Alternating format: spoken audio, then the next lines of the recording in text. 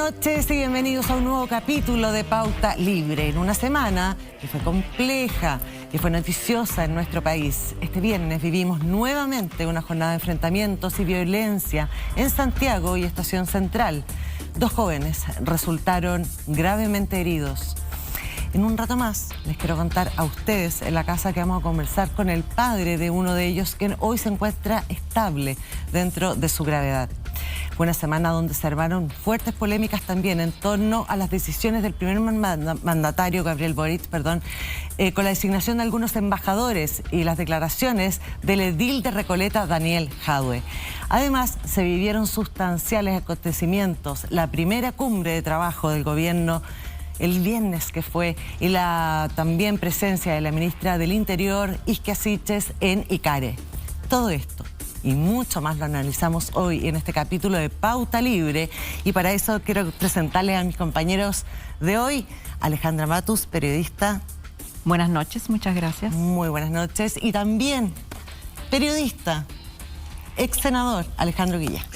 Hola, muchas gracias a ambas. Saludarla, a mi tocaya. Tocaya, claro. Tocaya. Estoy rodeada de Alejandros. Nos hemos conocido tantas veces, en tantos programas, en tantos años, así que como estar en tu casa, pero claro, momentos muy lindos para la historia de Chile, pero tremendamente complejos. Y esta semana, estas 2 semanas de gobierno, o esta semana en particular, ¿qué te llamó la atención? ¿Qué te gustaría comentar? Ha sido, como bien todo el mundo lo sabe, difícil, complicado, porque yo creo que estamos viviendo el momento más difícil de los últimos 32 años.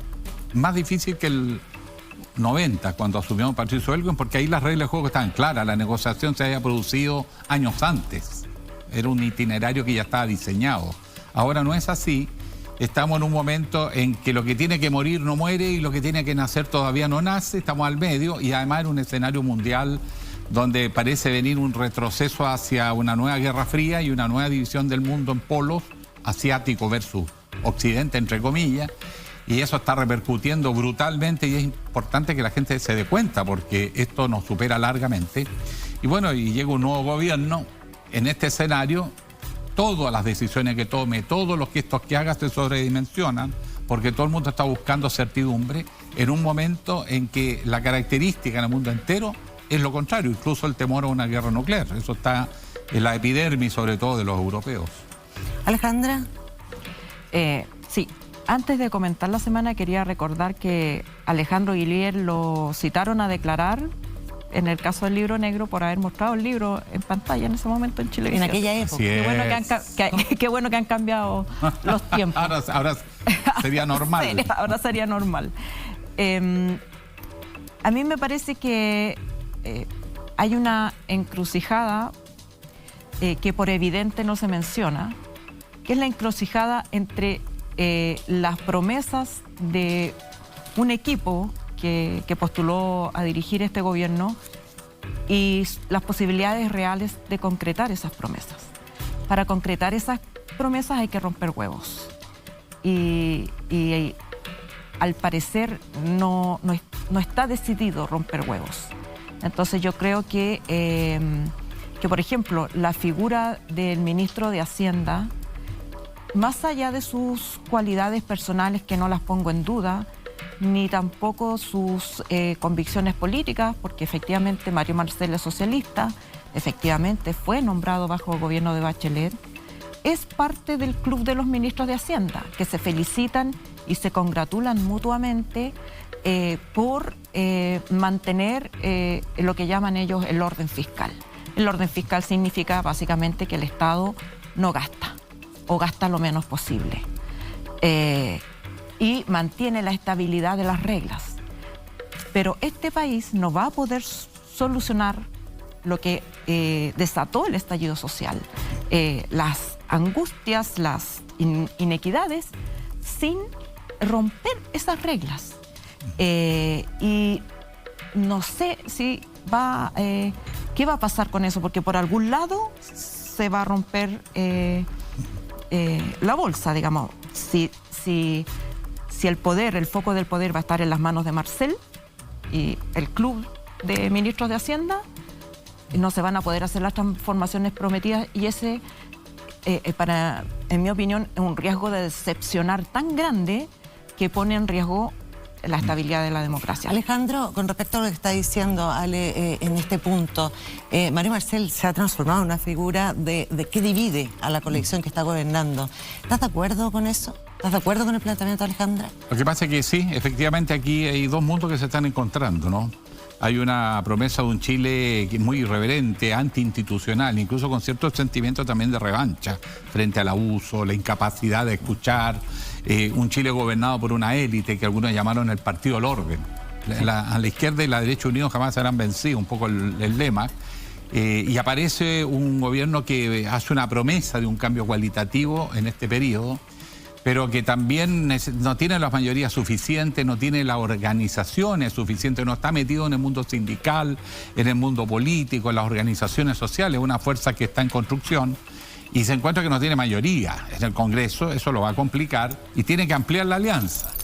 ¿Y con quién se tiene que aliar? Con los que han gobernado Chile en los últimos 30 años. Y que los criticaron eso, obviamente, tienen un concepto del desarrollo, de lo que es la autoridad, de lo que son las instituciones, diferente. Entonces, esas dos almas están chocando y por eso que se reunió el presidente en este cónclave en Cerro Castillo el viernes pasado a tratar de ordenar la casa, pero lo que él va a tener que definir el presidente por dónde nos vamos a ir, asumiendo que a lo mejor no va a tener mayoría en el Congreso y que va a tener que gobernar por decretos en la medida de lo que pueda, y además que su suerte está emparejada también y empatada con la constituyente, que eso se termine de ordenar y por lo tanto que es otro mundo sumen fuerza. Pero es y que la anticipar constituyente no se elecciones si es tiene que la por qué constituyente se lo ordenar. permite. Lo importante es que la constituyente le dé la posibilidad de disolver el Congreso y llamar elecciones nuevas. Claro, bueno, pero de todo esto, mira, vamos las a preguntas, hablar porque las tenemos todas anotadas, estamos todas acá con la libretita, con el lápiz, porque les quiero contar a todos a continuación. Viene la ministra secretaria general de Gobierno, Camila Vallejo, a conversar con nosotros. Tiene harto tiempo, le vamos a preguntar absolutamente de todo, así que nos separamos. Breve pausa y estamos de vuelta aquí en Pauta Libre.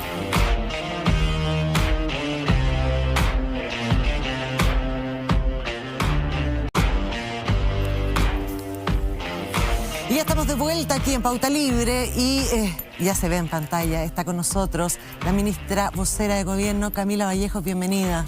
Muchas gracias por la invitación y muy por buenas estar noches. en vivo acá también, tarde en la noche de domingo. Bueno, es parte de la pega, ¿no? sí. Oye, Camila, partamos por la cumbre del viernes, porque se dijo que se iban a dar muchos anuncios. Algo supimos de cifras de economía o los planteamientos más urgentes que van a hacer, que va a hacer el ministro de Hacienda. Pero, por ejemplo, en otros temas como seguridad que está esperando la gente, no se han hecho anuncios. ¿Se van a dar pronto?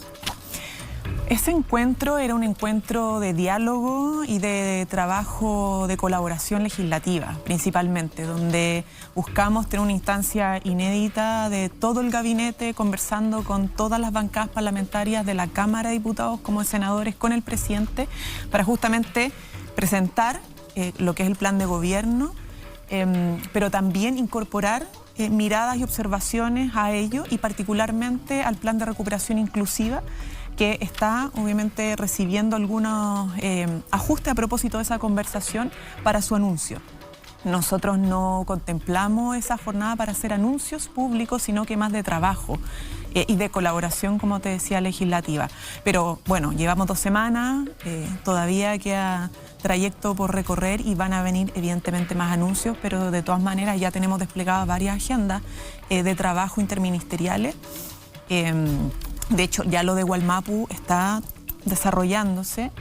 El trabajo interministerial por la situación humanitaria y de migración en la zona norte, lo mismo en materia de seguridad, lo mismo en materia de pandemia. Ya hay un trabajo en desarrollo, por ejemplo, para la generación de vacunas a nivel local, en un acuerdo que se suscribió Mercosur en Uruguay, que se está trabajando con distintos ministerios. En fin, ya tenemos un despliegue a pesar de las 2 semanas intensas que tuvimos, con harto aprendizaje, pero estamos desplegando programas y van a ir... ¿Hay, ministra, una lista de prioridades? ¿Esto primero, esto después?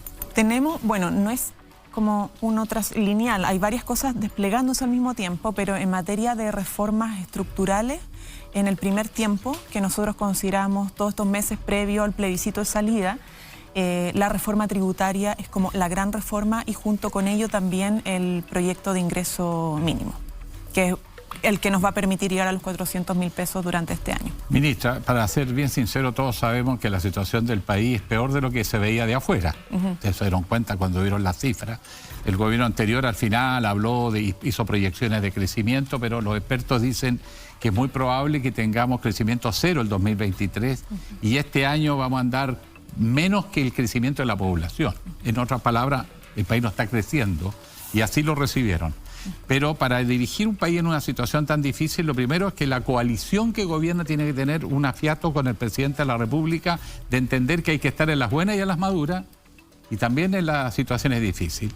Y la semana fue bien confusa porque hubo parlamentarios de la coalición de gobierno que comenzaron a poner temas en la agenda que complica al gobierno, como es, por ejemplo, el quinto retiro. Creo que la imagen que va a proyectar el gobierno, si logra ordenar, va a ser positiva, pero si los parlamentarios empiezan cada uno a tirarse por su lado, esto va a dar una sensación de que aquí falta liderazgo. Ese riesgo muy grande, ¿lo tienen consciente? Y segundo, se comprometieron los parlamentarios a saber que aquí hay que saber enfrentar a veces una opinión pública que en lo momentáneo puede estar incluso molesta por algunas decisiones, pero que quizás terminen siendo necesarias. Sí, hay como dos elementos que yo creo que es importante destacar de lo que tú mencionas. Lo primero, la situación económica. Sabemos que es difícil, nosotros agarramos la papa caliente, en verdad, pero se está trabajando en aquello y el programa de alguna manera también busca hacerse cargo en una agenda corta y una agenda más larga de la recuperación inclusiva. Y eso es súper importante porque efectivamente hemos logrado recuperar empleo, ha habido una recuperación pero muy heterogénea. Hay sectores que han quedado atrás de esa recuperación, particularmente las mujeres, jóvenes y sectores productivos como turismo o universos que fueron muy golpeados como el mundo de la cultura, por ejemplo. Entonces, por eso en base a los datos y a la realidad que tenemos de la situación económica, se está preparando este plan.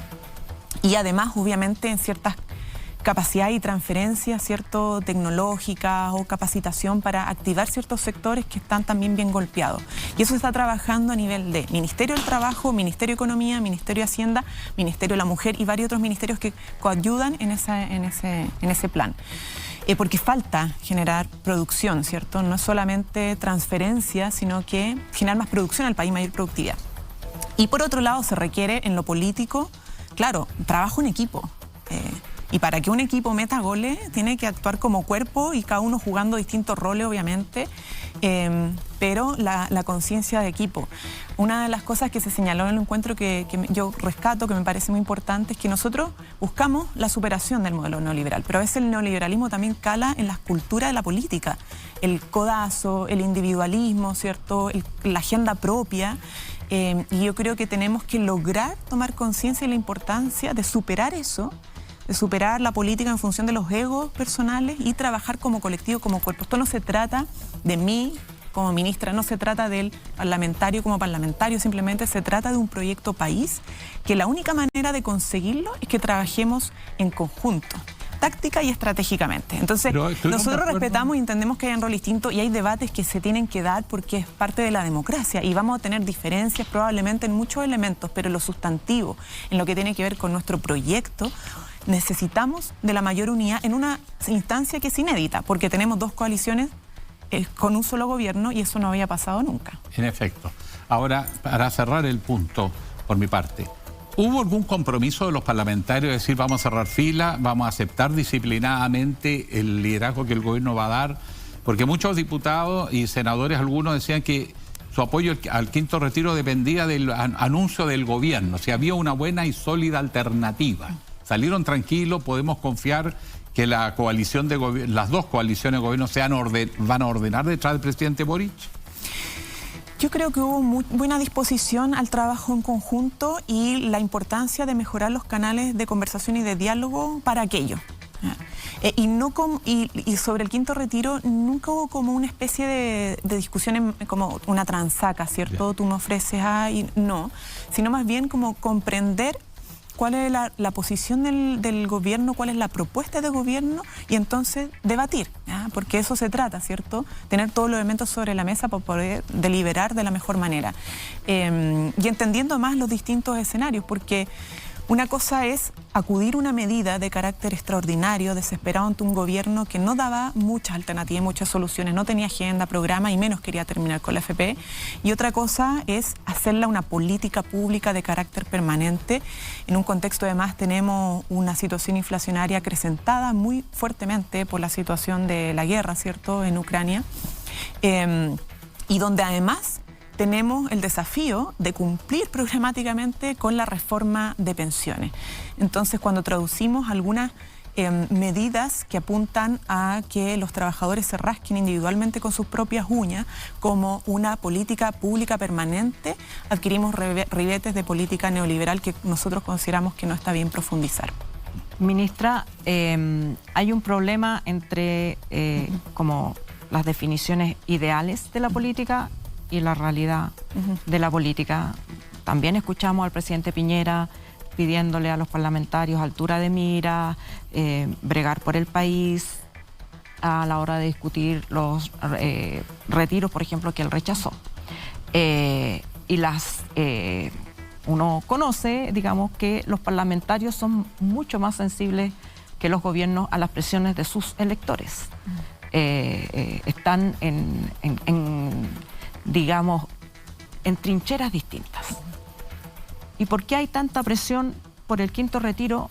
Y yo creo que usted apunta a un aspecto clave ahí. ¿Cuál es la alternativa al rascarse con las propias uñas? Si, por lo que usted acaba de decir, no parece estar en este periodo, por lo menos, la reforma al sistema de pensiones en tabla. Las presiones inflacionarias que se deben a muchos factores, se han atribuido muy, yo diría, livianamente a los retiros, cuando se sabe que no es exclusivamente por los retiros. Pero la inflación la pagan ¿quién? Los trabajadores y trabajadoras que sustentan la economía con sus pensiones, con la plata de la AFP, y encima ven reducidos sus ingresos ya en el plazo de un año cercano al 10%. Por supuesto que los sueldos no se reajustan. Tenemos una economía en UF que beneficia, digamos, bancos, todos ellos no pierden plata, siguen obteniendo sus utilidades magníficas a fin de año, pero los trabajadores recibimos sueldos en pesos y no avanzan a la misma. ¿Cómo usted le puede decir a las personas que retirar el dinero de sus fondos afecta a la inflación, que es algo que no tiene por qué ser responsabilidad de los trabajadores o trabajadoras, y no puede resolver con ese dinero problemas que tiene ahora, hoy día, en vistas de una reforma previsional que no sabemos qué forma va a tener ni cuándo se va a realizar? Sí, yo entiendo y empatizo harto con la demanda, ¿cierto? Porque individualmente el poder retirar con un clic los recursos de tu fondo tiene un impacto inmediato positivo, pero el impacto colectivo entra en un loop, ¿cierto? Porque efectivamente, a ver, la situación inflacionaria no es única y exclusivamente por los retiros, sí lo sabemos, ¿ya? Y más con lo que está pasando a nivel internacional. Pero llegamos a un nivel que es muy delicado sostener esta situación con más inyección en el poder de consumo de la gente. Entonces, claro, el impacto individual inmediato es positivo, pero colectivamente para otros es subir también el precio de los consumos. Entonces, yo creo que es una cuestión que está bien, es discutible porque está en el Congreso, además va a haber días para discutirlo, gobierno, parlamentario, y poner todos los elementos sobre la mesa y con la propuesta en más detalle. Pero lo que nosotros buscamos es justamente ir a los sectores que están golpeados fuertemente por la situación económica. Claro, lo que pasa es que eso también... Ahí hay una mirada hacia, insisto, mujeres que lamentablemente han retrocedido 10 años en su inserción laboral, que no están trabajando remuneradamente porque están en labores de cuidado y necesitamos que esas mujeres tengan ingreso porque ellas están desesperadas también. Jóvenes y ciertos sectores productivos que también hay que activarlos. Entonces, esa es la propuesta y la mirada de fondo. Ahora, claro, la reforma de pensiones, aunque la presentáramos hoy día, requiere una tramitación, ¿cierto? Que no es fácil, que es compleja, porque tiene que pasar por ambas cámaras, etcétera. Y aún aprobada, la implementación también tiene su tiempo. Entonces, Obviamente esto no es de la noche a la mañana, pero esa es nuestra propuesta con la que hicimos campaña ante el país para terminar con el modelo de AFP. Terminar con un modelo implica tener una alternativa que lo reemplace. Claro. Porque si no, se nos produce un problema. Ya, incluso de una perspectiva, no sé, vamos a hablar marxista. O sea, tenemos que construir una alternativa al modelo que criticamos. No es simplemente destruir algo, pero bueno, sino supongo que eso y eso lo es tenían, el desafío que lo tenían tenemos considerado durante la campaña. Me imagino que existía esa elaboración. A esto vamos a proponer esto otro y hay un programa y la gente votó por ese programa.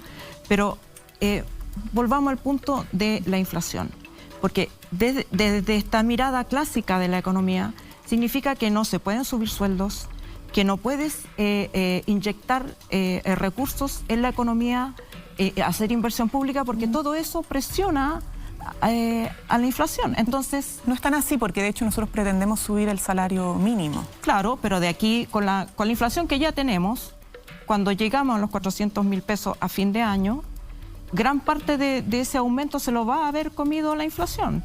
Entonces, no hay, desde el punto de vista económico, otra manera de mirar la economía, dejar de... generando capacidades productivas, porque el problema es que si hay mucho poder de consumo, pero no hay capacidad de producción, se te produce un círculo vicioso tremendo. Y que pero no producción en salir. Este Entonces, país no produce casi nada. O sea, si nos vamos a demorar en reformar la AFP... ¿Cuánto te vas a demorar en reformar el sistema productivo? No, pero es que reformar el sistema productivo, claro, es un desafío mayor y tiene que ver con la Banca Nacional de Desarrollo.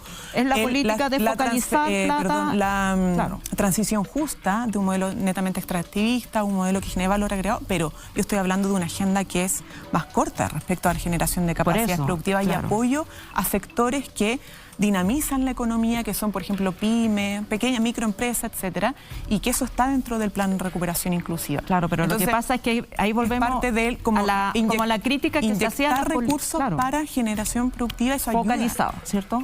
Focalizamos en este grupo. Ya. Póngale el nombre que le ponga, pero se determina una población objetivo y a esa población en particular la vamos a ayudar. Que es la vieja política que se ha estado implementando desde la era de Pinochet, que es focalizar los recursos en un monto y una cantidad que no recaliente la economía. Pero Alejandra, mientras nosotros trabajamos en los cambios estructurales de modelo de desarrollo, modelo productivo, que no lo podemos hacer en un mes, tú entiendes perfectamente que sería muy irresponsable incluso y mentiroso decir eso.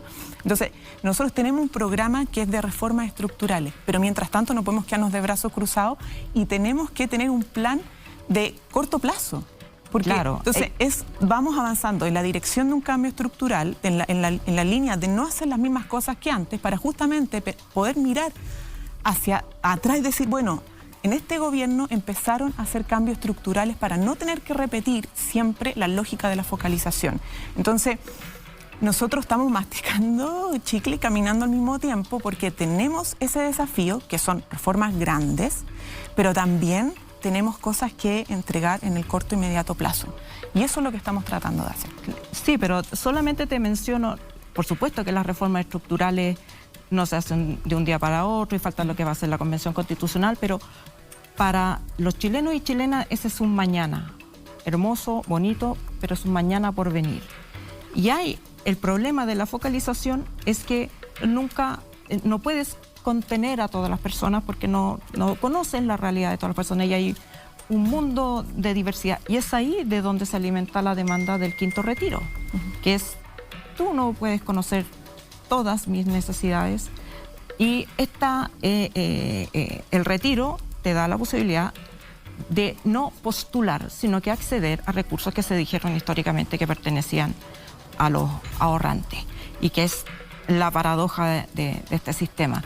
Pero entiendo que políticamente tienes que oponer a esa demanda o a esa ansiedad algo lo suficientemente potente como para bajar esa ansiedad, como para que suficientes personas digan, en realidad, dejemos los fondos ahí porque tenemos esta otra alternativa en este minuto. Te menciono solo un ejemplo. Los alcaldes están proponiendo fijar o tener un sistema de compra de gas. Se viene el invierno, gas, parafina, que están por las nubes.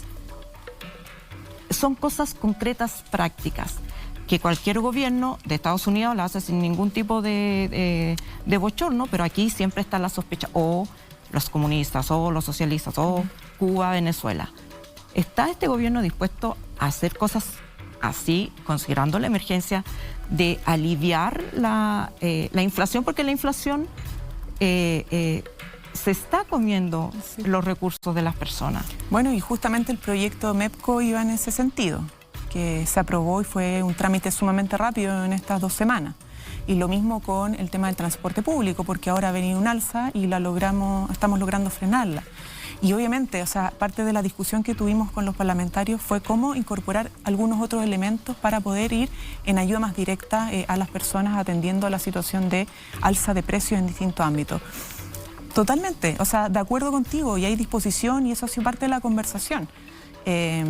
Insisto, hay temas sobre las deudas que vienen en el plan, ¿ya?, para poder repactar deudas, porque hay muchas deudas que se generaron incluso por postulaciones a crédito hipotecario, en fin, durante la pandemia que no se están pudiendo pagar, y hay propuestas en torno a eso también. Entonces es un plan que tiene que ver con apoyo a pymes, apoyo a sectores rezagados, temas de endeudamiento y temas tarifarios. Y van a ir complementándose en el debate, pero es parte del desafío que tenemos por delante, y lo que nosotros esperamos los parlamentarios es que también nos puedan escuchar como gobierno a propósito de la mirada estratégica y también coyuntural que tenemos que enfrentar como gobierno y como equipo. Ministra, las necesidades económicas que está hablando Alejandra, también el planteamiento de la urgencia que tienen muchas personas que nos están mirando de tener ese quinto retiro que se ha visto como un alivio para muchas familias, plata de inmediato y plata mía más encima, no bono ni me la están regalando. Esta semana ustedes como gobierno fueron flanco de fuego amigo, como se llama. Y el alcalde de Recoleta, Daniel Jadue, no tuvo piedad en no sé, tirarle las orejas o en pedir urgencia, en decir que el ministro Marcel estaba en rumbo equivocado y que lo asoció a Piñera. ¿Qué les pasa a ustedes como gobierno con eso? Daniel Jadue es comunista, de su mismo partido. Él está muy atento a lo que está pasando y está exigiendo de que ustedes finalmente cumplan lo que prometieron.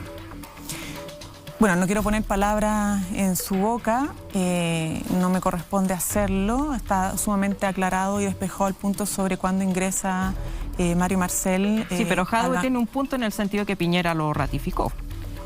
Está bien, pero no ingresó, no fue designado por Sebastián Piñera, y él está aquí asumiendo un compromiso que no es fácil, que es generar las condiciones económicas para viabilizar e implementar un programa que es altamente ambicioso, que involucra reforma de pensiones como lo hablábamos, seguro único de salud, sistema nacional de cuidado, 40 horas, aumentar el salario mínimo para llegar a 500.000 pesos al final del periodo, la transición justa para un cambio en el modelo productivo, la Banca Nacional del Desarrollo. O sea, él está plenamente consciente del programa que tenemos por delante y la disposición a generar las condiciones económicas para que eso pueda viabilizarse. Pero ustedes como gobierno...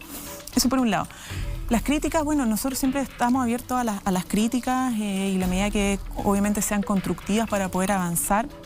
Y además nosotros como partido, bueno, yo soy vocera de gobierno, pero también milito en un partido que tomó la definición política de hacer una articulación social, valga la redundancia, política amplia, para poder construir un programa de transformación, y un programa de transformación que lo hemos hecho en conjunto y que hoy día es parte de la tarea principal que tiene este gobierno.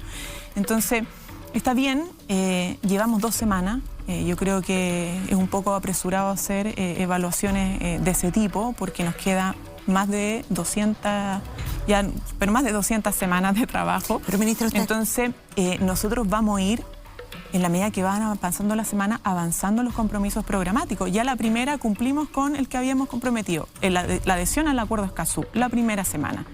Pusimos otro compromiso sobre la mesa, la urgencia del proyecto de indulto general, compromiso. Diálogo con los estudiantes. La primera manifestación, el ministro de Educación recibe a los estudiantes. Tenemos una agenda de trabajo respecto a la violencia también de la escuela, porque es una realidad que tenemos que enfrentar y de la cual nos tenemos que hacer cargo. En fin, expusimos la urgencia al proyecto, que también era compromiso de programa, al proyecto para una vida libre de violencia, que está en el Senado hace mucho tiempo y que había que sacar y tenemos que sacar. Y así con otras iniciativas.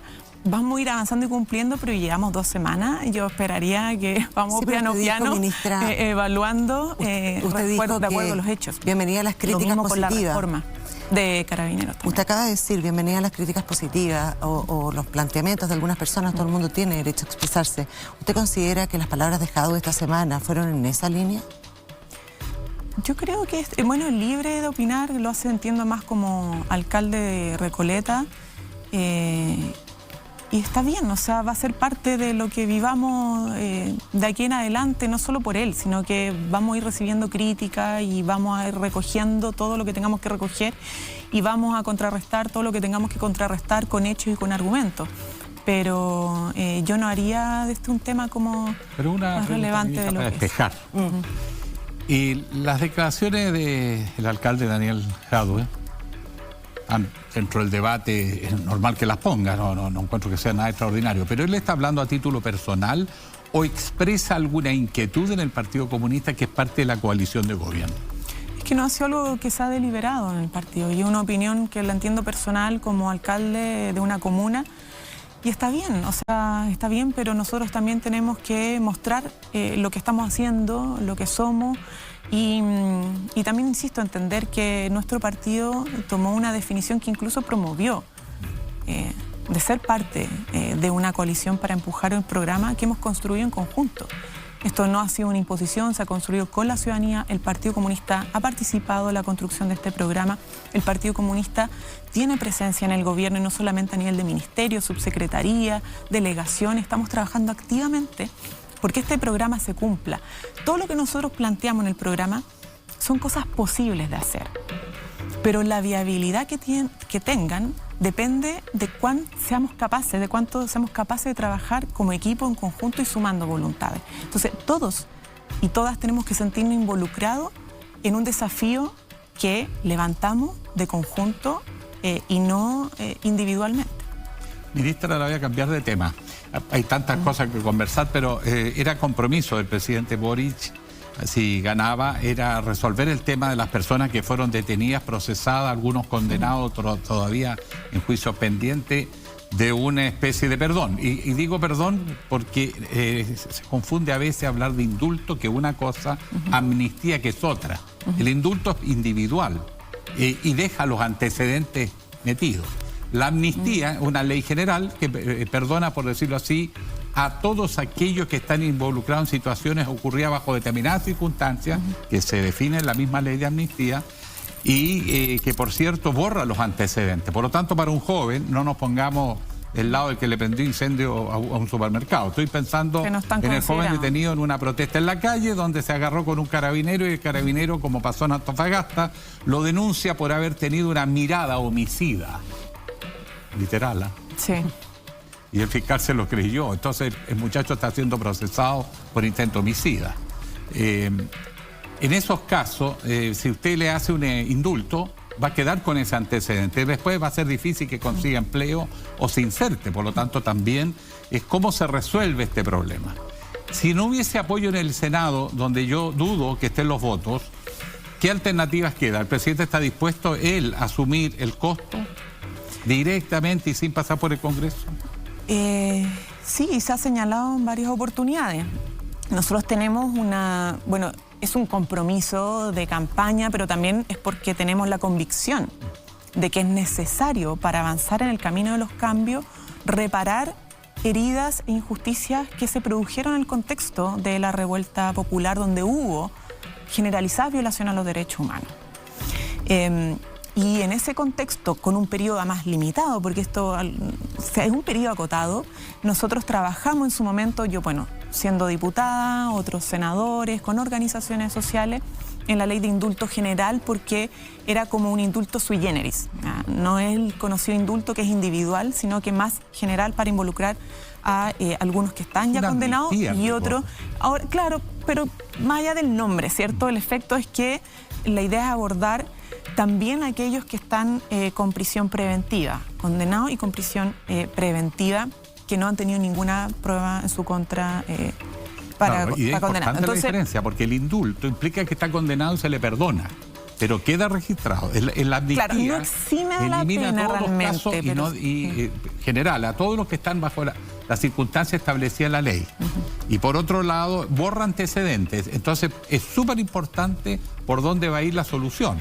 Yo creo que debería ser una amnistía, por lo que interpreto que es la intención del gobierno. Y en paralelo a eso, uno son los detenidos en el marco de la protesta social, que está en un calendario de fecha entre octubre y al diciembre del año siguiente. Claro, no es todas las protestas, porque si no, mucha gente diría, bueno, ¿hasta cuándo cada vez que destruyen algo? No. Por supuesto, está acotado al momento en que es la protesta social. Bueno, ese es un tema, pero también hubo mucha gente, pymes. Estábamos escuchando al señor ahí de la famosa... ¿Cómo se llama el...?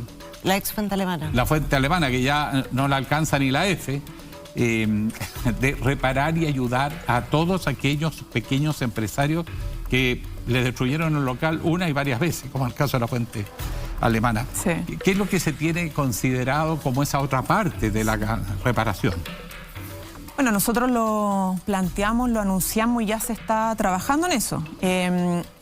Nosotros necesitamos reparar en varios aspectos y eso involucra conversación, diálogo y trabajo. Lo primero fue el levantamiento de las querellas por Ley de Seguridad Interior del Estado, porque nos pareció abusiva, desproporcionada la aplicación de esa ley, y además el indulto general en el caso de los presos.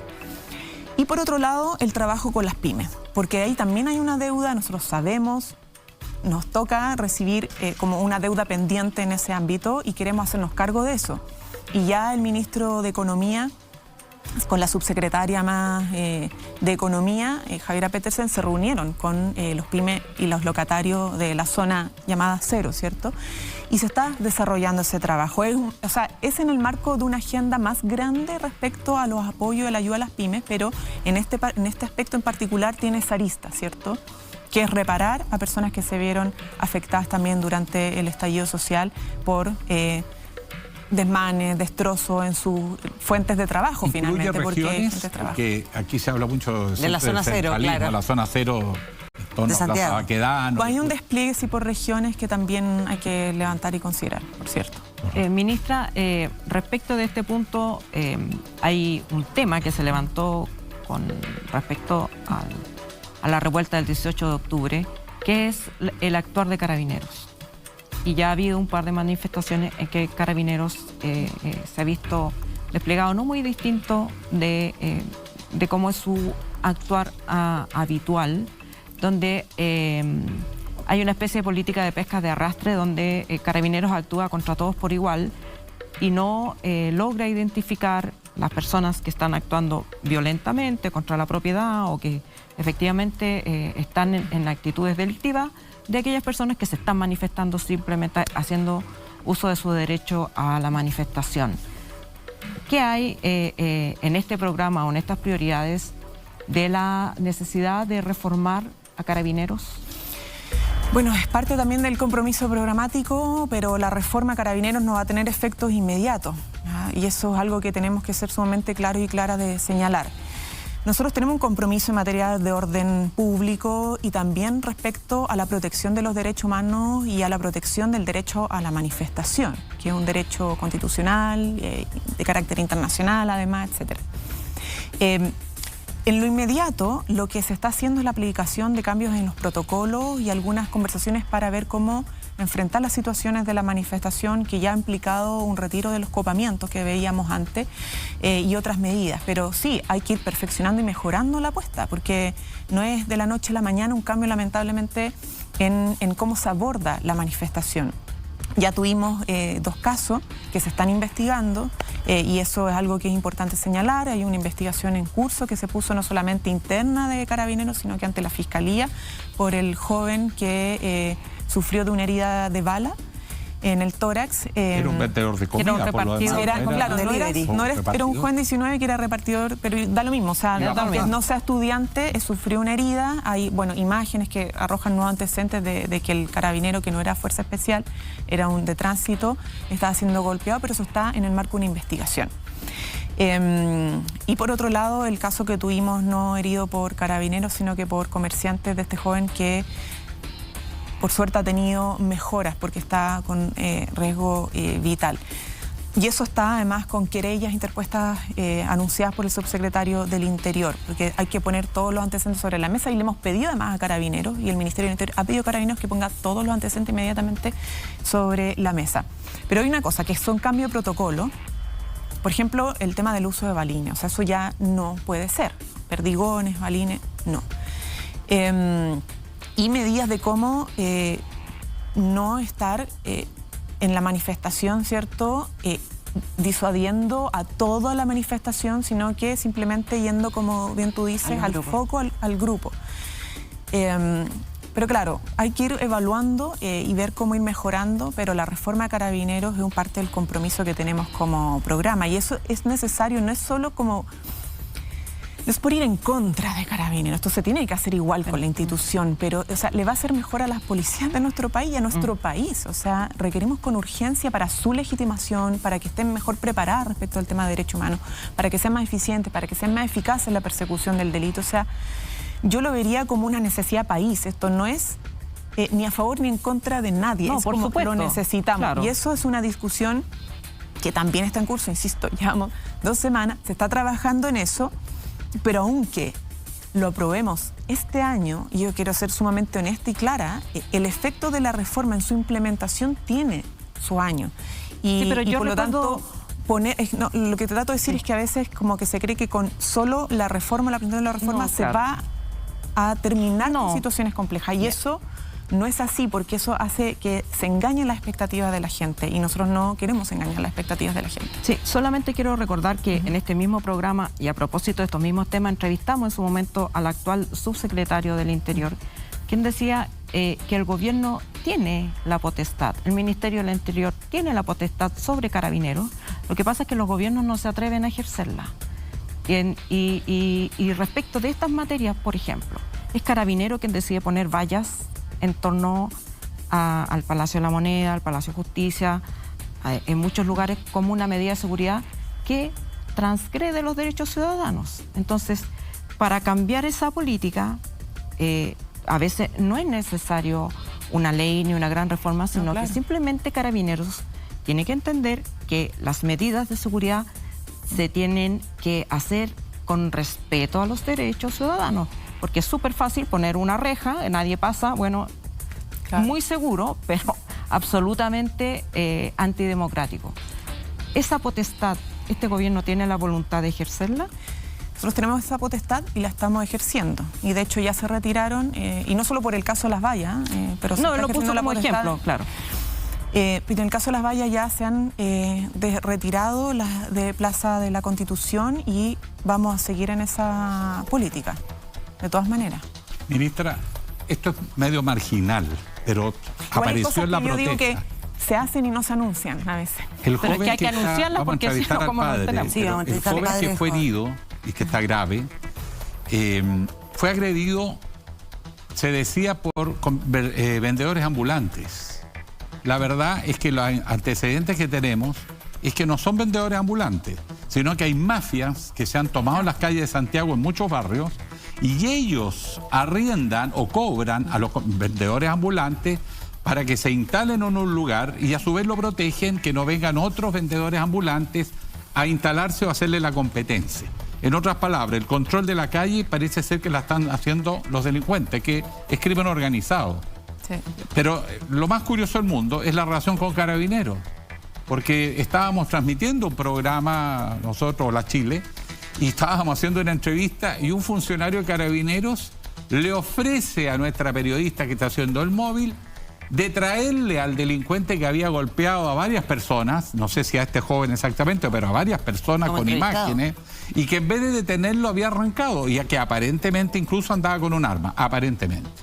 Pero lo curioso es que Carabineros haciendo de puntos de prensa para que estos delincuentes, en vez de detenerlos, porque acaban de agredir gente, puedan expresar y decir que son inocentes. O sea, yo dije, esto es macondo. ¿Qué ¿Qué rol juega la policía? ¿Qué rol tiene la policía? ¿Qué relaciones tiene con el crimen organizado? Que parece ser que le han entregado o han tolerado que el crimen organizado tome el control de las calles porque es una manera a ellos de no tener que enfrentarse a la delincuencia o a protesta o a lo que sea. Sí, o sea, a ver, yo no me puedo adelantar a ese tipo de juicios, pero tengo una sensación similar, y de todas maneras lo importante ahora es que con la querella la Fiscalía tiene que investigar y despejar esto, porque es sumamente grave, bueno, por la consecuencia que tuvo, pero además si uno mira hacia atrás qué es lo que puede estar pasando en ese sector y las relaciones de poder que hay detrás, es algo que hay que destrabar, ¿cierto? Porque una cosa es, bueno, resolver el delito y quién cometió el delito y que haya pena aplicada a quien comete el delito de agresión, en este caso a este joven, y otra cosa es evitar o evitar que vuelva a suceder un hecho como este, que es de suma gravedad. Y tenemos una situación de violencia que es compleja, o sea, a mí me preocupa la violencia que está sucediendo en nuestro país. Tenemos la situación también de la escuela. O la turba que golpeó a un joven hasta a matarlo. Claro, entonces...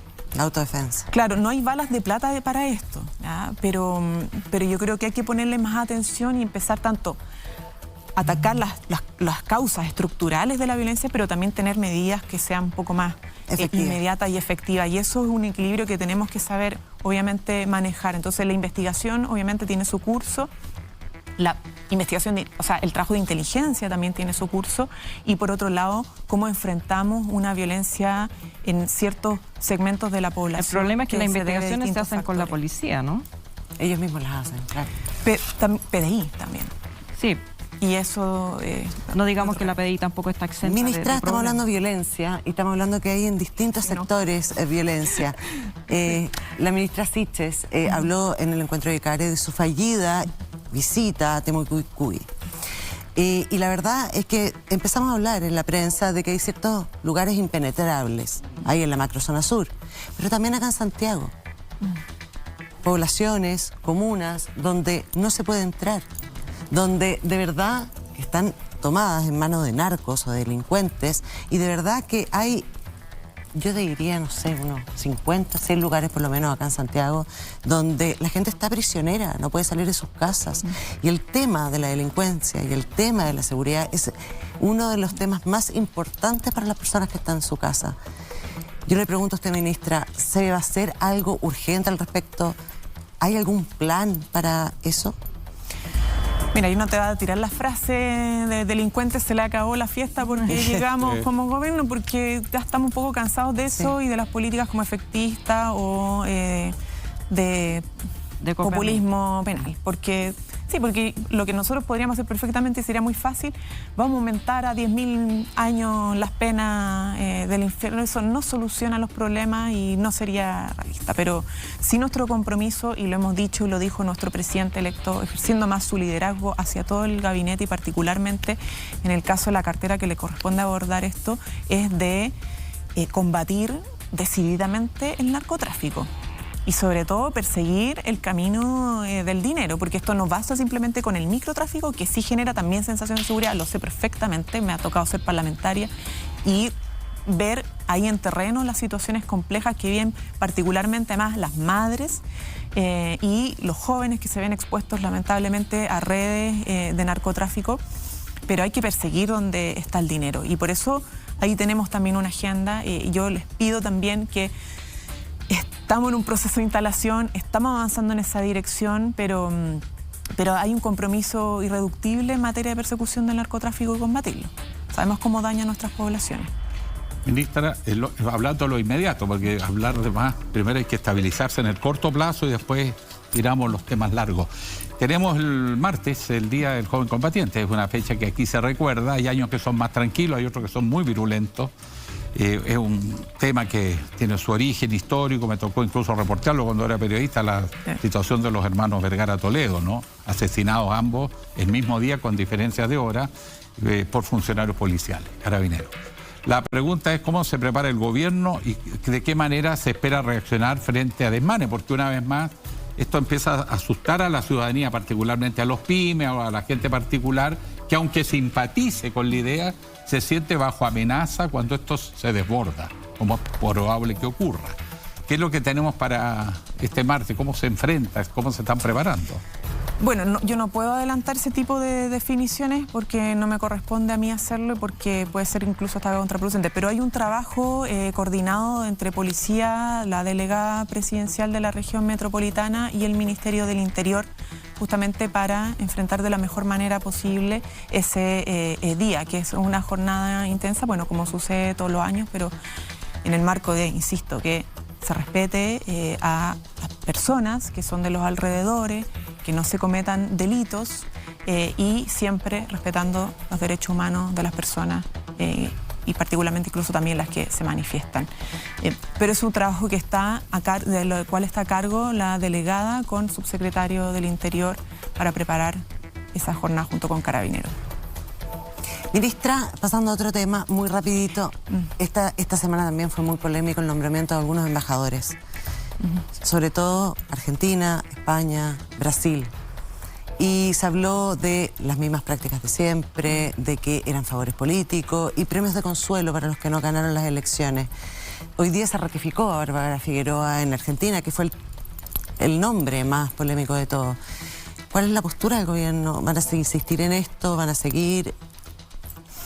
Nosotros estamos cumpliendo con el compromiso que hicimos abiertamente, de manera transparente, de mantener el 80% de nominaciones según carrera diplomática y un 20% políticas, pero además con ciertos objetivos políticos. Las designaciones no son cualquiera porque sí, ni menos premios de consuelo. De hecho, solo el hecho de que una persona pierda una elección no significa que no tenga capacidades para liderar una cartera o una responsabilidad en materia internacional. Y en eso hemos sido sumamente claros y responsables. Primero, para cumplir con el compromiso que hemos establecido como gobierno, que es de la paridad en la nominación. En el ámbito político lo podemos hacer, en el ámbito diplomático no, porque tenemos una carrera todavía muy masculinizada y que hace más difícil cumplir con las nominaciones de carácter paritario en ese 80%, pero en el 20% sí. Pero además queremos dar señales que exista por primera vez, por ejemplo, en el caso de Bárbara Figueroa en Argentina, una mujer en esa embajada y además dirigente sindical, vicepresidenta de Relaciones Internacionales de la Central Unitaria de Trabajadores, que ha tenido capacidad de negociación y de diálogo a nivel internacional y a nivel nacional. Y bueno, ¿para qué decir en otros casos como Pablo Narváez o no mujeres? O sea, está bien, yo entiendo el punto, pero defendemos que en algunas embajadas hayan definiciones que son políticas, de confianza presidencial, porque son designaciones estratégicas. Esto no tiene que ser la regla, pero en algunos países es importante para el gobierno y para poder justamente dar esas señales que yo te mencionaba anteriormente. Y bueno, sin lugar a duda, que hay un trabajo por desarrollar, como lo decía, respecto al tema de género en la carrera, que es una tarea en la cual está trabajando también, que por cierto no es inmediata, pero que se está trabajando por parte de la canciller. Yo sé que las reformas estructurales no se hacen de un día para otro, pero un día hay que empezar. ¿Cuáles son las reformas estructurales que se van a iniciar pronto? Bueno, este año la primera es la reforma tributaria, porque es la que nos habilita y financia las otras reformas. Nosotros necesitamos incorporar ingresos al Estado para financiar esa reforma y tienen que venir de los sectores que más tienen. El salario mínimo no es una reforma estructural, pero es parte de la agenda ahora como inmediata. La reforma de pensiones, la reforma de salud, ya este año pero en segundo tiempo.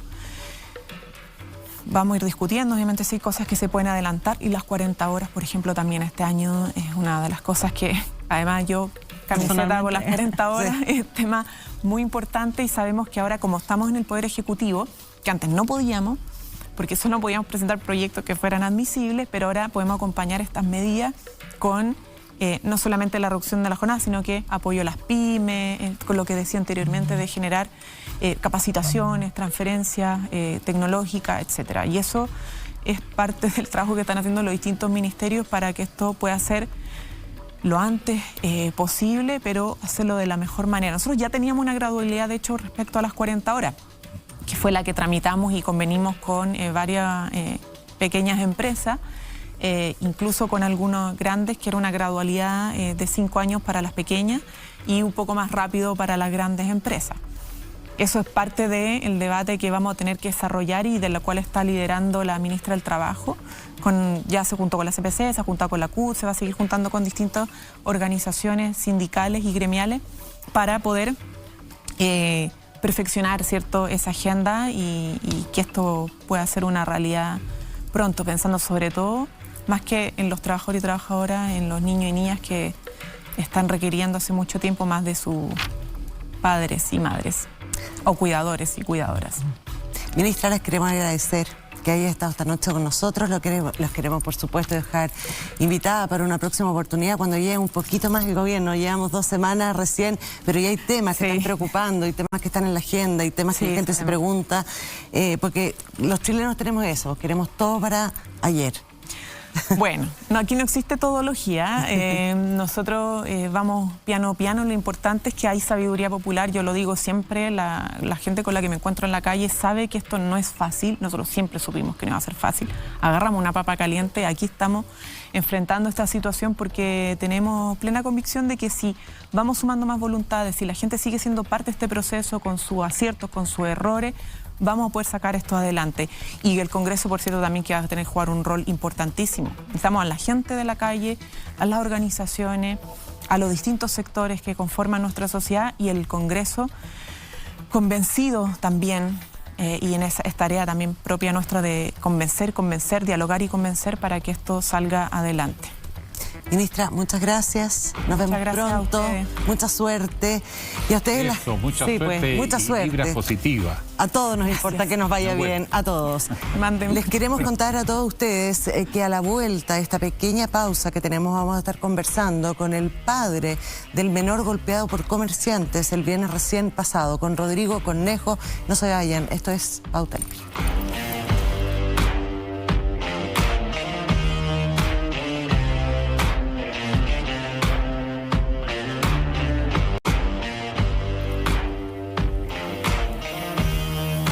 Ya estamos de vuelta aquí en Pauta Libre. Por supuesto que sigue con nosotros Alejandra.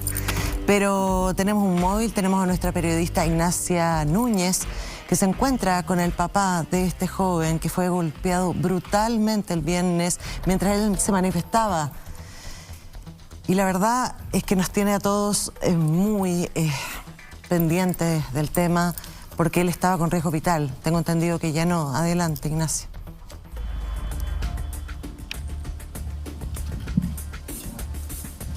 Hola, sí, estamos aquí con Rodrigo Cornejo, profesor de la Universidad de Chile, padre del joven que fue brutalmente golpeado por vendedores ambulantes, se dice, en Estación Central durante la primera marcha de la Confech. Recordemos que era una marcha exigiendo aumento en las becas alimentarias de la Junaev.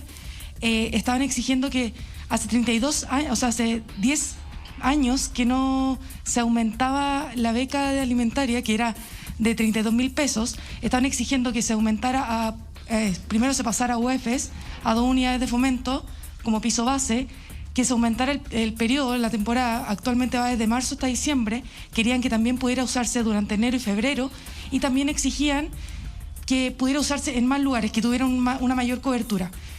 En esa marcha, exigiendo esas condiciones, estaba el hijo de Rodrigo, cuando en Estación Central fue brutalmente golpeado por vendedores ambulantes.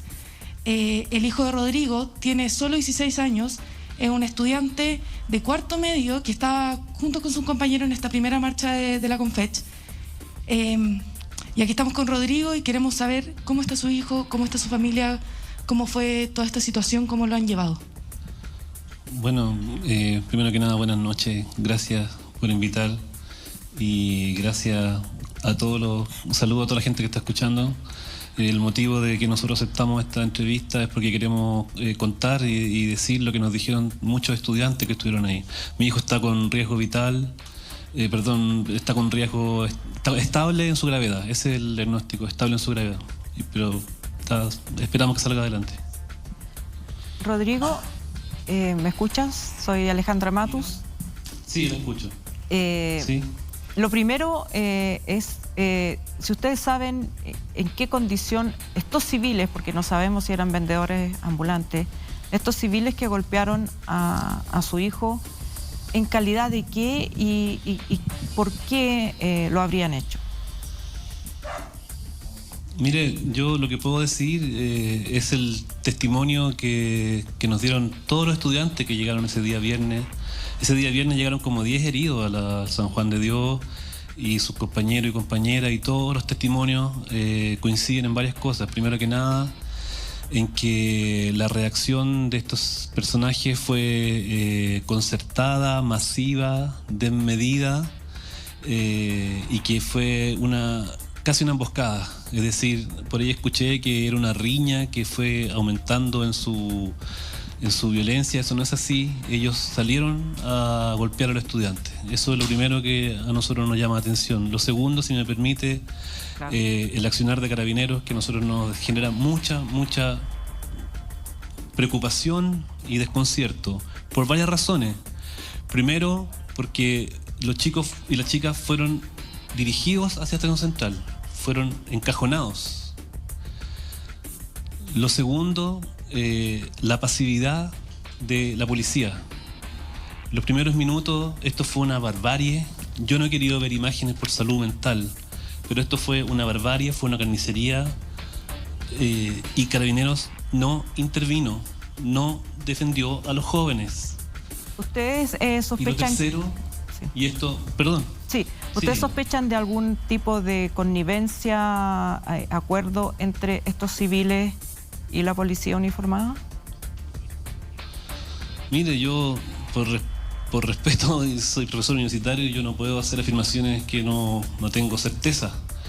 Me dijeron que estaban circulando videos e imágenes de algunos de estos mismos delincuentes y lumpen que estaban hablando con Carabineros, conversando.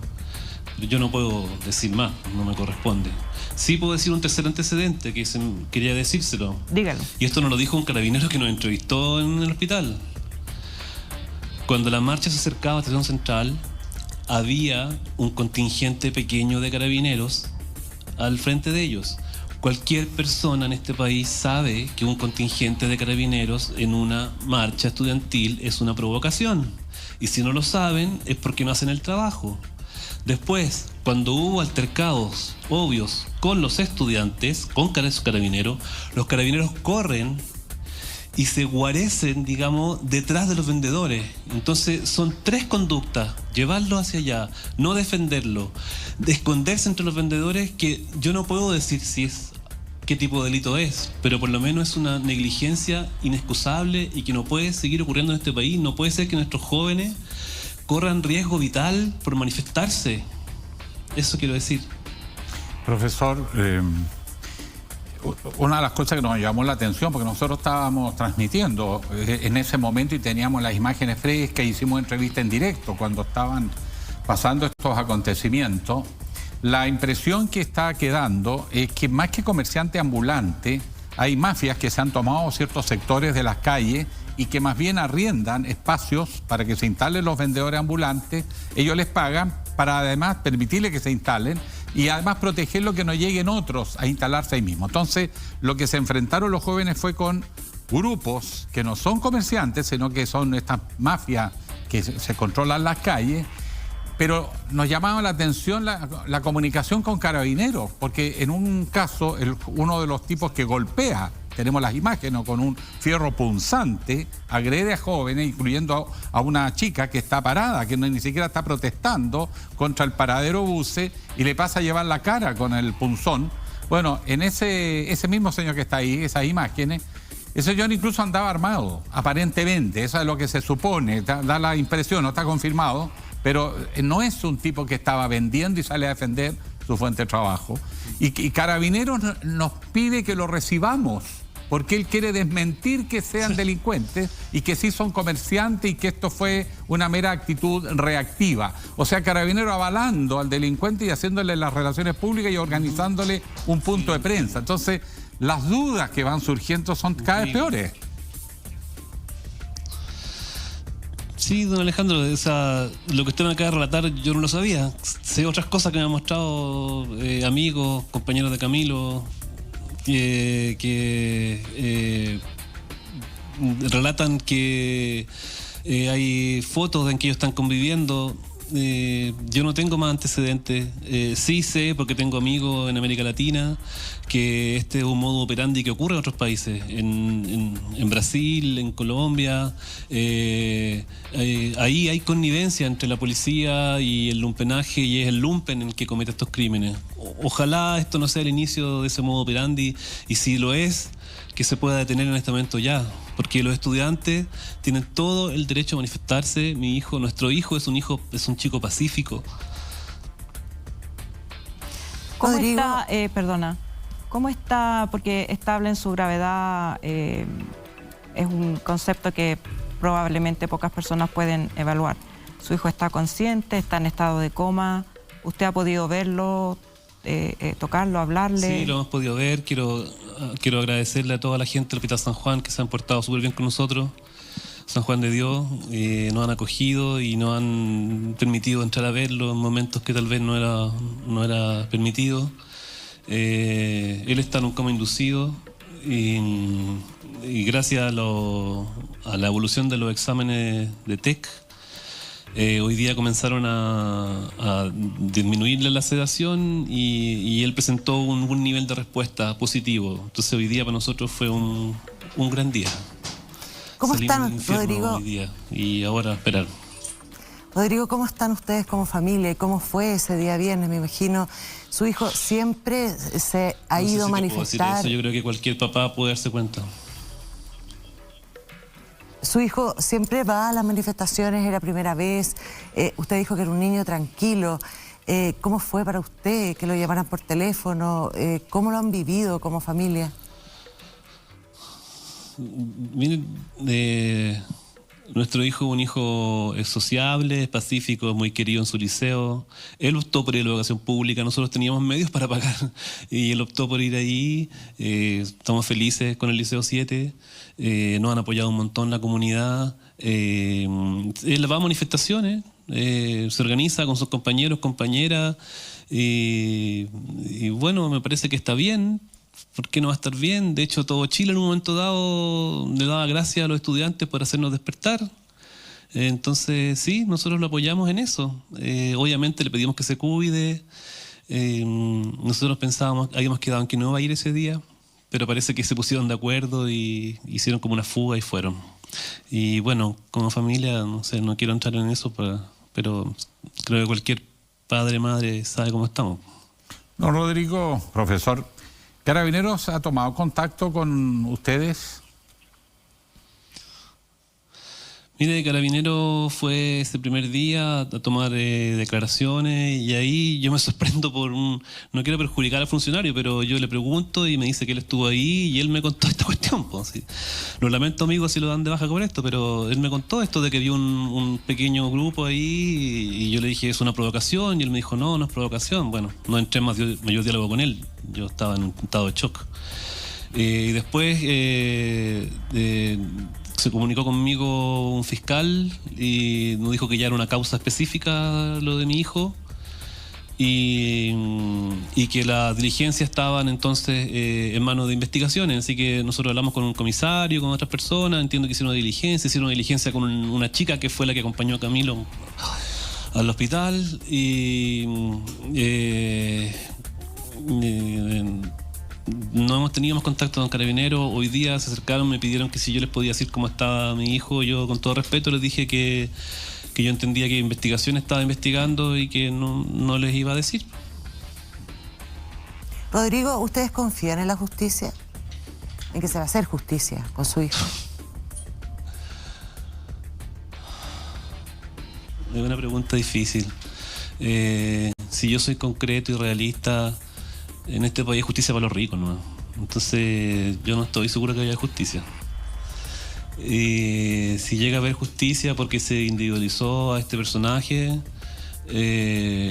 para mí tampoco es justicia, porque justicia sería que supiéramos si efectivamente hubo esta connivencia que dijo el señor Guillet, y quién la hizo y por qué, porque además los estudiantes nos contaban que este modo operandi que estaba empezando a ocurrir en las marchas de este año, esta cosa como de especie como casi de coordinación, de que los carabineros los tiran a un lado y lo reciben mafias, como dicen ustedes, porque yo no tengo nada contra los vendedores ambulantes, por favor, no es contra ellos, estas mafias, digamos. Entonces, en ese contexto, no sé si tengo confianza. Solo quiero que se sepa, que las familias sepan esto y que entre todos hagamos fuerza para que no ocurra, para que no se normalice como ocurre lamentablemente en otros países, en que hay asesinatos cometidos por mafias, como hicieron ustedes, impulsadas, apoyadas por la policía, porque para no mancharse las manos, me imagino, no sé. Rodrigo, ¿usted sabe si el gobierno se va a hacer parte de esta querella? La alcaldesa de Ñuñoa ya dijo que les iba a ofrecer a ustedes ayuda legal. ¿Sabe algo de eso? ¿En qué va eso? No, la verdad no sé. Nosotros tenemos toda la energía puesta en nuestro hijo, en su recuperación. Es verdad, la alcaldesa me llamó. Entiendo que fue una gestión del director del liceo. Y ella me ofreció ayuda legal. No tengo certeza de que el gobierno se haya querellado, nadie me lo dijo, pero tampoco sería mentira que le dijera que no se van a querellar, no lo sé. Nosotros, una vez que, si Dios quiere, se estabilice nuestro hijo, vamos a empezar a poner más energía en aquello. Tenemos muchos estudiantes amigos de él que están dispuestos a contar lo que tienen, a contar los videos que han hecho, pero bueno, en los próximos días. Rodrigo, ¿usted sabe si hay alguna persona detenida? Porque hay registros de cámara, en fin, este mismo episodio que cuenta Alejandro, las personas, por lo menos un par, están perfectamente identificadas. Sí, no desconozco, pero digo, de verdad desconozco porque no me da para meterme en eso.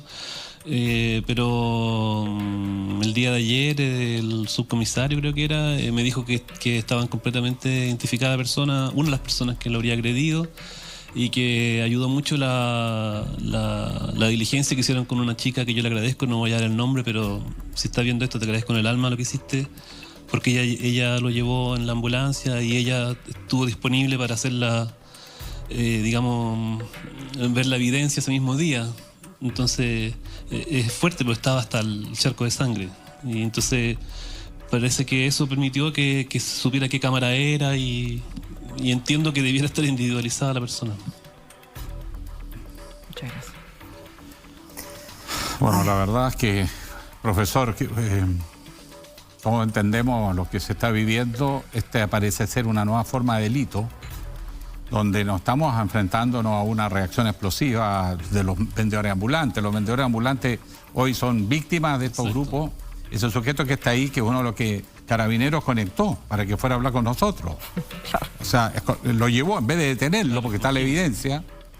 O sea, un delito flagrante. Le fue a hacer relaciones públicas para que dijera que él no era un delincuente y que había sido una espontánea reacción, cuando todos saben que era un grupo, un piquete que estaba ahí.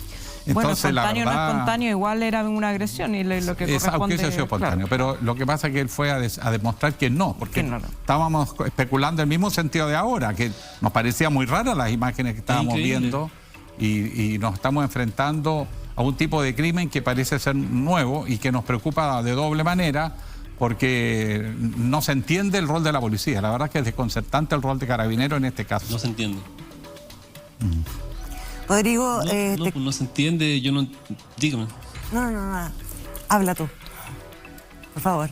El rol de Carabineros. No, que un poquito... Es que me dejó, como dicen los chiquillos, para adentro lo que dice el señor Guillet. Yo no tenía esa conciencia.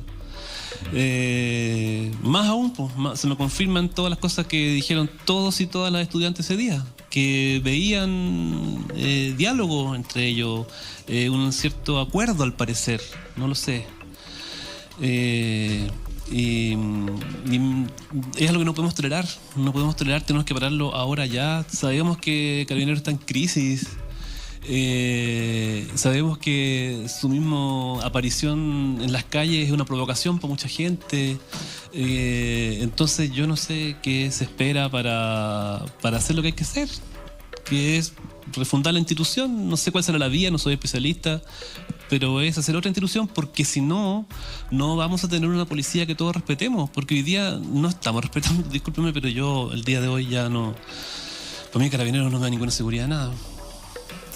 Rodrigo, como canal te queremos agradecer que hayas hablado con nosotros esta noche. Sé lo difícil que es, pero también sabemos todos que con tu testimonio van a parar ciertas cosas. Y ojalá, y de todo corazón, lo único que queremos, tú, tu familia y también nosotros, es que tu hijo se recupere lo más pronto posible, que ustedes estén muy, muy bien y que se haga justicia. Bueno, muchas gracias por darnos el espacio. Yo reitero que esto lo hacemos porque habíamos escuchado estas cosas, que estos hechos, y queríamos compartir lo que está ocurriendo porque nos parece de la mayor gravedad. Muchas gracias, Rodrigo, y también agradecer a nuestra periodista Ignacia Núñez, que se encuentra allá, como siempre. Gracias, Ignacia. Difícil. Oye, la verdad que estos testimonios descolocan porque, bueno, primero es un hijo, ¿no?, que Sí. ha estado en riesgo vital, pero además verlo ensangrentado entero porque lo golpean en la calle, y lo que uno esperaría que la policía lo socorriera, y no solo no lo socorre, sino que parece entrar en una extraña relación con los delincuentes que lo están golpeando. O sea, Claro. Esto ya habla de la profundidad de la crisis que está afectando a la policía uniformada. Yo creo que lo que señalaba esta noche la ministra, que va a la refundación, el problema es qué refundación, qué es lo que entendemos por refundación y qué la hacen. Porque el alto mando de Carabineros quiere hacer ellos la reformulación. Y va a ser más de lo mismo, porque además van a tapar todos los hoyos que tienen, porque esto que está pasando con Carabineros, nosotros estamos viendo hoy lo que se llama el deterioro de la línea operativa.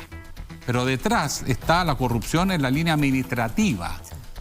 Policías que no tienen capacitación, que no tienen equipamiento, que están desmoralizados, que dejan hacer porque prefieren no correr riesgo, y segundo porque se sienten impotentes de controlar la vía pública, entonces dejan que los delincuentes lo hagan porque de alguna manera establecen algún orden arbitrario, claro, o todo lo que tú quieras, pero el delincuente hoy día organiza el barrio y le dice: ya, tú te instalas y no entran más.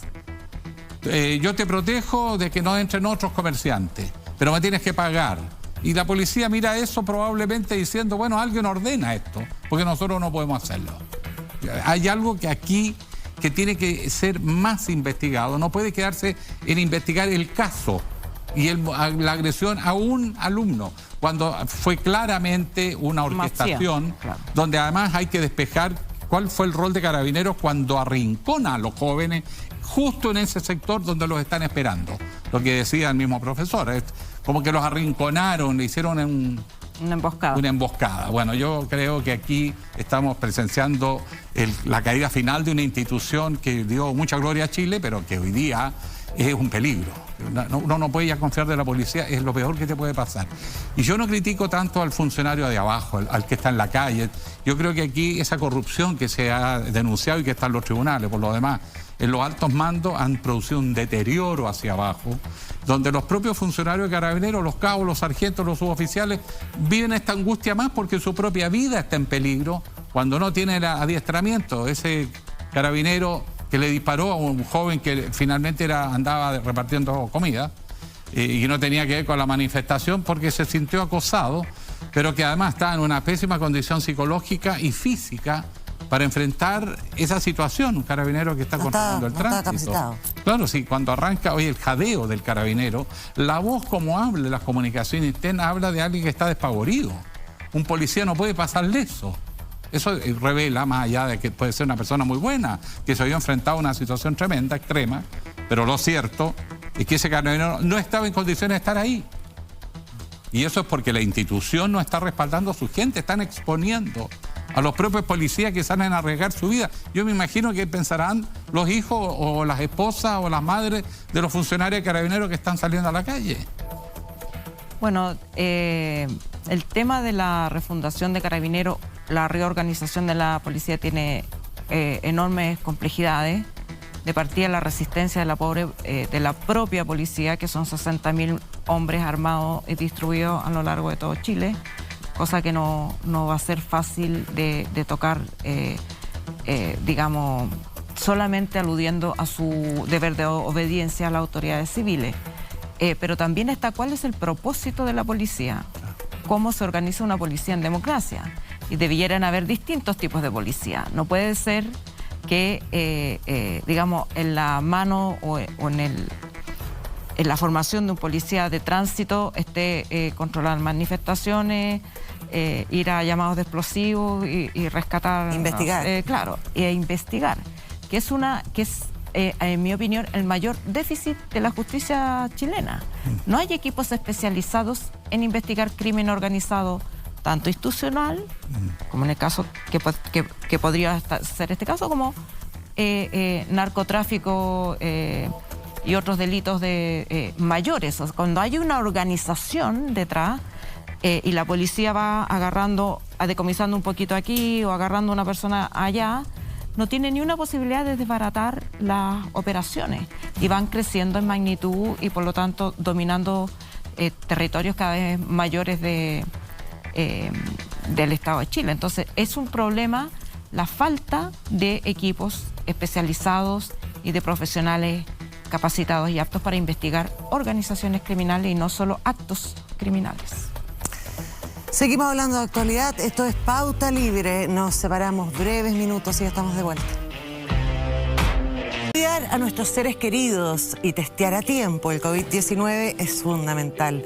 En autotestrapido.cl han facilitado el testeo de antígenos para usar en casa, colegio o donde necesites, con el respaldo en línea de tecnólogos médicos para ayudarte si lo requieres.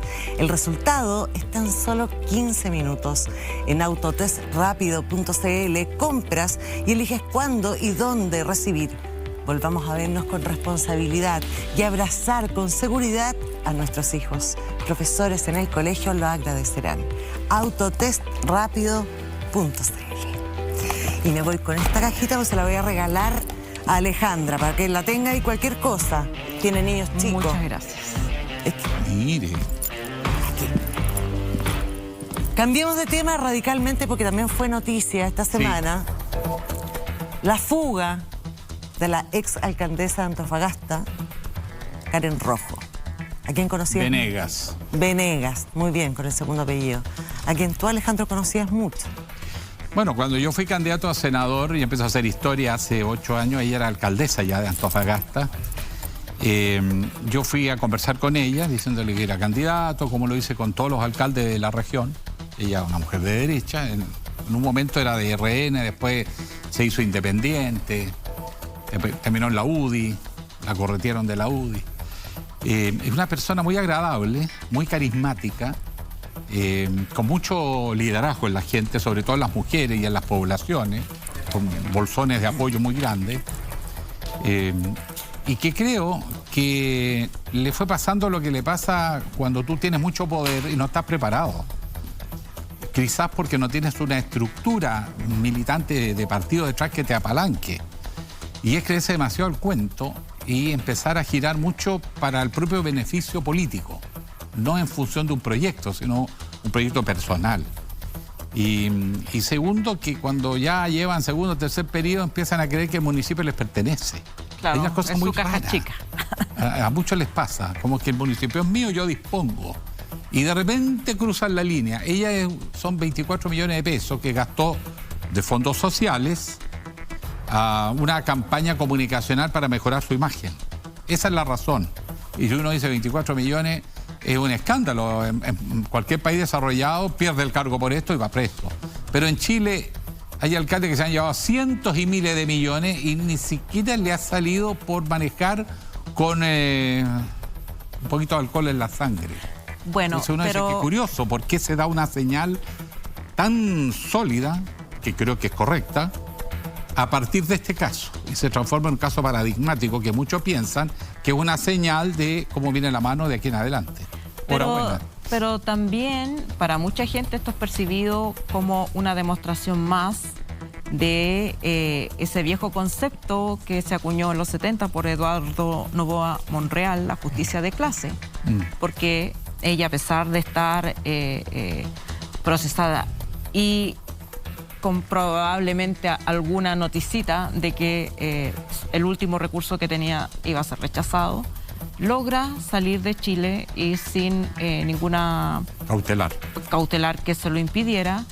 Y hemos visto casos en la misma revuelta de jóvenes inmediatamente encarcelados por el torniquete del metro, para mencionar un caso, ¿no?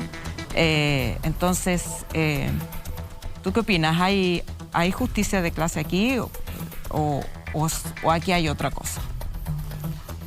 Bueno, uno solo en privado especular más, en público se hace responsable de lo que dice.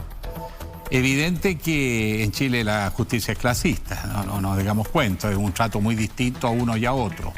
Acá una persona que se roba cientos de millones de dólares, el Servicio de Impuesto Interno lo perdona y la justicia le da un curso de ética por sanción, incluso en casos emblemáticos donde han muerto niños, producto de adulteración de leche para niños que no tenía los componentes que debía tener, entonces los niños que lo consumían porque lo necesitaban fallecían, y fue un curso de ética. Es evidente que esa es una de las razones por qué la Convención está tan dura con las instituciones, porque refleja la crisis general de las instituciones en Chile, sobre todo éticas.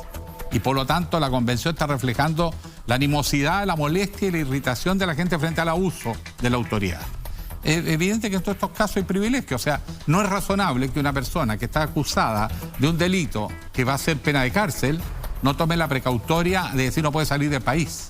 Claro, que es supuestamente la razón para la cual existen las precautorias, no como se aplica en muchos casos, como primera medida, digamos, ya, precautoria antes siquiera de evaluar si hay delito o cuál va a ser la pena que se va a aplicar el delito. Lo primero, en ciertos casos que se aplica es la prisión preventiva y en otros casos es la última medida al punto que las personas se fugan. Pero en este caso particular de la exalcaldesa Karen Rojo también se ha hablado de filtraciones.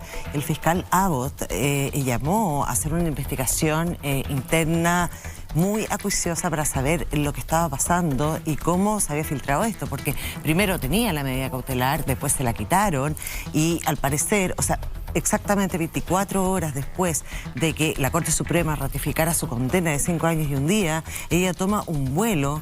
La PDI dice que salió como cualquier ciudadano común y corriente porque no había ninguna orden en el sistema para decirle, señora, usted esto y lo otro.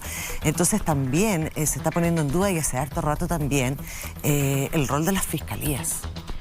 Bueno, compró el pasaje al contado, entiendo. Sí. Y algún apuro tenía, no es un vuelo que ella estaba planeando desde hace mucho tiempo, pero también creo que daña esa confianza que uno quiere tener en las autoridades electas. Porque por mucho que ella tuviera la posibilidad de viajar, yo creo que las personas que votaron por ella o que han votado por ella históricamente hubieran esperado que ella diera la cara, que respondiera, que se sometiera al fallo judicial, hiciera uso de todos los recursos que la ley dispone, pero no que salga arrancando, digamos, y creo que eso daña la fe también en las autoridades electas. En la autoridad electa, en la justicia. En la justicia. Porque el fiscal no es un aprendiz, es un fiscal con cierta trayectoria. Tenía que prever Jorge Ayala, ¿no? Una autoridad que va a ser condenada a cárcel efectiva podía escapar del país y así efectivamente ocurrió. Ahora, esto no es primera vez que pasa. Muchas veces ha ocurrido que personas que van a sufrir penas de cárcel resulta que no tienen ninguna medida precautoria y salen del país efectivamente. O delincuentes que están en casos graves, que reciben beneficios mientras dura el proceso y que se arrancan. y que nunca se presentan. O sea, no es que... Bueno, en el libro negro, en el libro negro están relatados casos de que, digamos, que se resolvían en la Corte Suprema para, digamos, levantar precautoria a narcotraficantes que se fugan del país. Pero más allá de los casos particulares, digamos, donde hay evidentemente alguna irregularidad, el tema es que esta cotidianidad de los privilegios para ciertas personas frente a la justicia y la mano duro para otras es un problema. La vocera de la Corte Suprema salió a decir que no había justicia de clase, pero es algo muy difícil. La ministra del Interior dijo todo lo contrario. Claro, es muy difícil de sacar del sentido común porque es evidente, hay casos, y hay digamos, este sentimiento claro, también como de impunidad, porque pasan 5 años y vuelven estos personajes, ya sean exalcaldesa, político o narco o lo que sea, que fueron condenados, y vuelven y rehacen su vida en Chile como si nada hubiera pasado. Ahora, hay una diferencia, sí, entre la persona común y corriente, digamos, que cuando ha sido autoridad política. Porque en el caso de las personas comunes y corrientes hay ciertos plazos que prescribe una sanción si no te han podido ubicar. Primero, yo eso lo tendría que pregonar un abogado. Ella cuando sale del país, sale legalmente. Sí. Porque en ese momento ella no ha sido notificada y no está con medida precautoria, por lo tanto no engaña a nadie. Salió. Y segundo, no ha sido notificada ella. Entonces, ¿cómo opera esto de la notificación? Yo reconozco muchos casos donde las personas se esconden del que los va a notificar. Obvio. Porque con eso eluden la justicia. Entonces, ¿cómo lo van a hacer en este caso? Ahora, Holanda no tiene, entiendo yo, tratado de extradición con Chile. Y lo otro sí es que... O sea, tampoco por ser es un destino elegido al azar. Exacto, lo pensó. Lo pensó. Sabía que esa era la alternativa. Y lo otro es que ella pierde el beneficio de cumplir la mitad de la pena, pedir medidas, digamos, alternativas.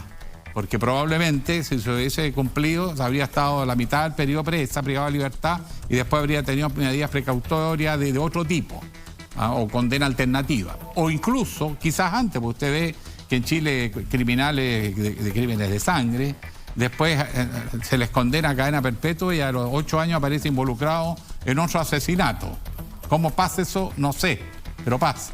En este caso, por ser autoridad política, es más rigurosa la ley. Y por lo tanto, el tiempo de prescripción creo que es el doble al de una persona común y corriente. Por lo tanto, la pregunta es, ¿se va sabiendo que a lo menos va a tener que estar 10 años fuera de Chile? Bueno, pero... Algo que pueda negociar bajo cuerda. No, pero esa duplicación de la pena se aplica a todos los que se fugan, no solamente a autoridad política.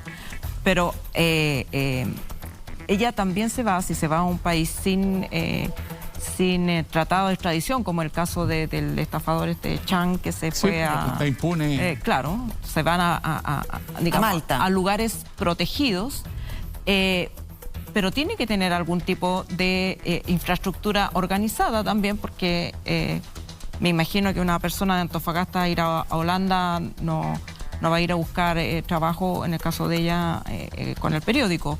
Debe tener... todo eso se organiza y se prepara con anticipación, y obviamente que uno piensa, más allá de la formalidad, por supuesto que es la formalidad, ella no fue notificada, no tenía orden, pero alguien permitió que eso sucediera así. Exacto. Alguien le informó, alguna filtración hubo que le permitió a ella preparar todo esto, que debe haber tomado su tiempo. Ahora, hay un juego de todos se están tirando a la pelota, porque empieza siempre la cadena por el último. ¿Cómo la dejaron salir? PDI. Pero la PDI dice que no había ninguna orden. Entonces la pregunta es, ¿por qué no hay orden? Entonces el fiscal dice que en su momento él pidió medida precautoria de este tipo y la Corte de Apelación de Antofagasta no se lo dio. La tuvo en algún momento y después ella presentó un recurso de amparo, claro, y se la revocaron. De Apelaciones le quitó la obligación de esas medidas precautorias y la liberó. Y después lo que dice la Corte ahora es que, bueno, pero el fiscal tenía en estas circunstancias volver a insistir. Claro. ¿Te fijas? Entonces esto es como un triple ¿Por qué no lo hicieron? Claro. Pero lo cierto es que la responsabilidad principal parece dirigirse hacia el fiscal, fundamentalmente, y eso explica por qué el fiscal nacional ordenó investigar este caso. Claro. Y el fiscal que todos felicitábamos porque era el primero que tenía un juicio tan categórico, ¿no?, en un caso como este, que no es narcotráfico, porque ha afectado a otro exalcalde, en este caso por defraudación al fisco. No se tomaron las medidas. Y eso apunta a un fiscal que hizo una buena investigación durante 5 años y logró comprobar el caso, que por lo demás no fue tan difícil. En Antofagasta era Vox Populi que esto iba a pasar hace 4 años atrás, por la gravedad de lo que había ocurrido, o 3 años atrás. Y pasó, pues.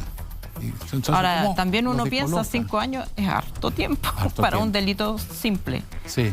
O sea, simple en términos de evidencia y... Lo que pasa es que la empresa de comunicaciones que le hizo la prestación de servicio con platas que eran del municipio para desarrollo social, para educación apenas y se salud, vieron en el entiendo. lío, se dieron cuenta y lo contaron todo. Y ahí la alcaldesa se quedó sin respaldo. Ahora se vienen todas las investigaciones de todos los alcaldes que están siendo en este minuto, están ahí en el ojo del huracán, porque vamos a tener el caso de Vitacura, Vamos a Talcón, tener de hartos Viña del viajes. Mar. Sí, vamos a tener que hacer hartas Oye, entrevistas. hay que dar el alerta en el aeropuerto Ahí, internacional. Alerta cocha. Se nos acabaron los minutos, pero antes les queremos agradecer a todos ustedes, no solo por preferir Pauta Libre, sino que también por preferir a la red, porque el Consejo Nacional de Televisión hizo una encuesta y ustedes nos eligieron a nosotros como el canal más confiable. Ahí estamos viendo la imagen. Mira, la torrecita más alta es la nuestra. Así es. Así que muchas gracias. Hacemos nuestro trabajo con mucho cariño, además. Alejandro, la editora periodística, me está diciendo que ha sido un excelente panelista. Que amiga. Ah, ya. Pero igual. No, Me y le- sentió y- muy cómodo, no. o sea, está muy bien en la dirección. Y llegó repartiendo dulces. Sí. También. Claro, pero los dulces ¿Los había estaban robado? en una cajita a la entrada a maquillaje. Y habían ahí y yo las Sí, tomé dijo que lo había hecho y- como con Dorito cuando sacaba las flores. Le y le la daba- margarita. Antes jardín Claro. de Yayite le llegaba a Yayite. Muchas gracias, Alejandro, por acompañarnos esta Cuando noche. quiera. Y Alejandra, compañera, nos vemos la próxima semana. Así espero. Muchas gracias. Hasta el próximo domingo a las 22 en punto. Gracias.